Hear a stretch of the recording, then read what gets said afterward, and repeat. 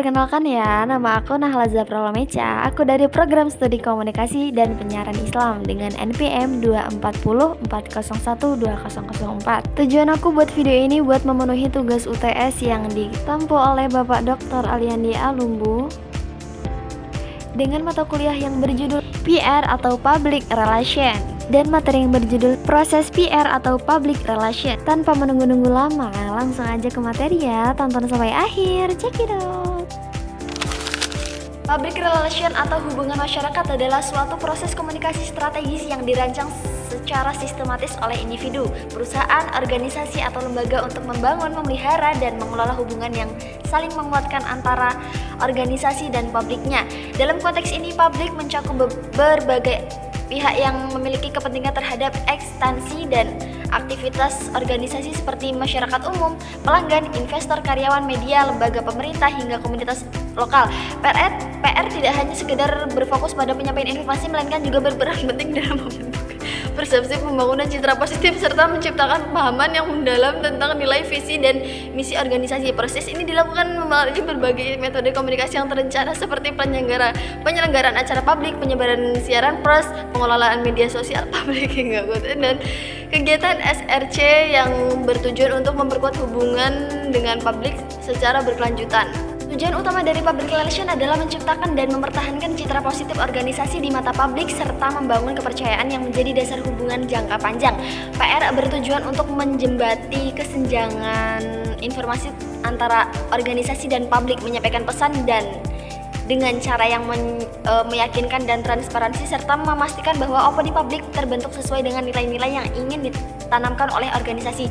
Selain itu, PR juga berperan penting dalam manajemen krisis, yaitu menangani isu-isu negatif atau konflik yang dapat merusak reputasi organisasi. Dengan strategi komunikasi yang tepat, PR dapat menelisirkan dampak negatif dari krisis, pengembalian kepercayaan publik, dan bahkan mengubah situasi menjadi peluang untuk memperkuat citra. Dalam jangka panjang, kegiatan PR itu berkontribusi pada stabilitas yang berkelanjutan organisasi karena hubungan yang kuat dengan publik akan mempengaruhi tingkat loyalitas dari pelanggan, dukungan investor, serta dilindunginya sosial dan aktivitas organisasi yang lebih jauh.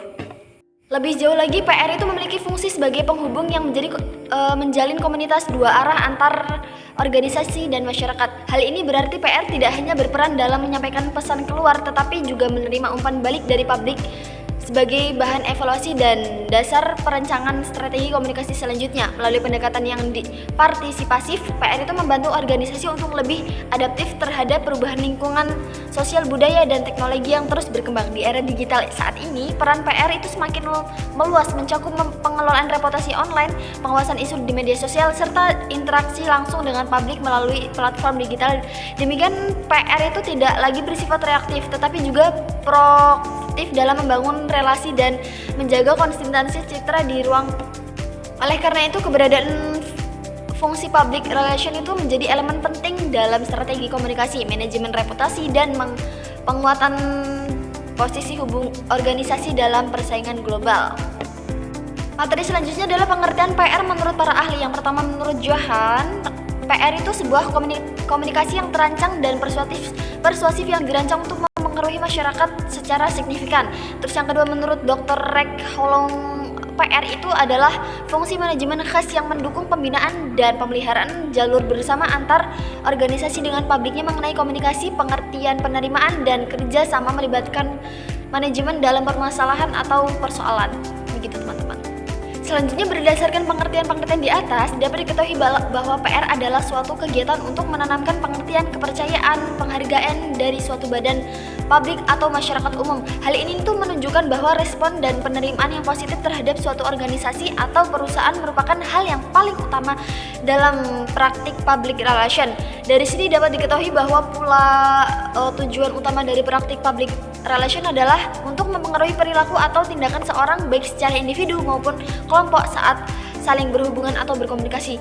PR menjadi sebuah kegiatan yang memerlukan perencanaan yang matang dalam suatu manajemen pada target-target tertentu. Untuk melaksanakan kegiatan PR dengan baik, maka diperlukan proses, mengingat kegiatan PR tidak hanya mementingkan hasil akhir, namun juga cara ditempuh untuk memperoleh hasil akhir tersebut. Dalam memahami dan dan menyelesaikan permasalahan yang ada dalam lingkungan. Seorang praktisi PR itu harus memiliki tahap-tahap dalam melakukan kegiatannya, yaitu materi selanjutnya tahap-tahap PR menurut Kultip dan Center. Ada 4 proses PR. Proses tersebut bersifat dinamis atau berubah-ubah sehingga setiap unsur yang ada pun kesinambungan. Yang pertama adalah penelitian. Seorang praktisi PR itu harus mengenal gejala dan penyebabnya permasalahan.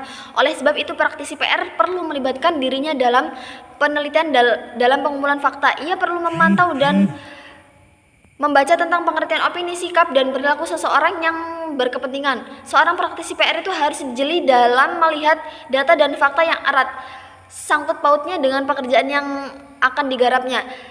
Segala keterbukaan harus itu dalam tahap diperoleh selengkapnya mungkin. Dalam definisi penelitian, seorang PR itu harus mengelola data faktual yang telah ada, mengadakan perbandingan, melakukan pertimbangan, dan menghasilkan penelitian sehingga dapat diperoleh kesimpulan dan ketelitian dari data faktual yang telah didapat. Selanjutnya proses PR tidak sederhana pengumpulan data dan fakta, namun juga harus mengedepankan pengelolaan penelitian, pengklarifikasian, dan penyusunan data demikian rupa sehingga memudahkan pemecahan masalah nantinya. Penelitian dalam pencarian data ini dapat dilakukan dengan cara-cara yang pertama survei dan polling, yang kedua wawancara, ketiga fokus grup, diskusi, wawancara mendalam, dan walking or research. Yang selanjutnya adalah perancangan. Setiap tahap penelitian dan pencarian data praktisi PR melanjutkan ke tahap perancangan. Dalam tahap ini praktisi PR melakukan penyusunan masalah. Ia melakukan pemikiran untuk mengatasi masalah dan menentukan orang-orang yang akan menggarap masalah nantinya. Perencanaan ini tidak boleh diabaikan, namun harus dipikirkan secara matang karena turut menentukan suksesnya pekerjaan PR secara keseluruhan. Perencanaan disusun atas data dan fakta yang telah diperoleh, bukan berdasarkan keinginan PR. Berdasarkan pada rumusan masalah, dibuat strategi perancangan dan pengambilan keputusan untuk membuat program kerja berdasarkan kebijakan lembaga yang juga disesuaikan dengan kepentingan publik. Yang selanjutnya adalah aksi dan komunikasi. Komunikasi sering dilakukan berdasarkan asumsi pribadi oleh seorang praktisi PR. Akibatnya tindakan tersebut terkadang membawa hasil yang sangat buruk dan tidak disarankan karena akan beresiko pada citra perusahaan. Tujuan dan objektivitas pada spesifik itu harus dikaitkan untuk mencapai aksi dan komunikasi yang akan dilakukan oleh praktisi PR. Ia harus mampu mengkomunikasikan pelaksanaan program sehingga dapat mempengaruhi sikap publiknya yang kemudian mendorong mereka untuk mendukung pelaksanaan program tersebut. Dan yang terakhir adalah evaluasi. Cara untuk mengetahui apakah prosesnya sudah selesai atau belum, sudah benar atau belum adalah dengan mengadakan evaluasi atas langkah-langkah yang telah diambil. Yang pertama adalah tujuan utama dari evaluasi adalah untuk mengukur keefektivitasan proses secara keseluruhan. Pada tahap ini ia pun dituntut untuk teliti dan seksama dari keakuratan data dan fakta yang telah ada. Evaluasi relation itu mengetahui apa saja yang kurang dan salah, maka tidak menutup kemungkinan setelah selesai satu permasalahan akan muncul masalah baru lagi. Dengan demikian tahap ini juga sebagai acuan perencanaan di masa yang akan mendatang. 7 proses kerja public relation sangat berkesinambungan satu sama lain. Proses kerja PR terdiri dari 4 tahapan yang diantaranya adalah research, planning, and relation, and communication, and evaluation. Seorang PR harus menjaga Jadi proses PR itu proses kerja PR terdiri dari 4 tahapan yang diantaranya adalah research, planning, and action, and communication, dan evaluation. Oleh karena itu, seorang PR harus mampu menjadi seorang research, planning, storyteller, hingga problem solver. Dalam suatu perusahaan melihat dari kompleks tugas seorang PR karena menyangkut dengan krisis, tidak menutup kemungkinan setelah selesai satu masalah akan muncul masalah baru lagi, sehingga PR harus dapat bekerja dengan tempo yang cepat dan optimal. Mungkin cukup segitu yang dapat saya sampaikan, kurang dan lebihnya saya mohon maaf. Kepada Allah saya mohon ampun. Saya akhiri, wassalamualaikum warahmatullahi wabarakatuh. Bye bye.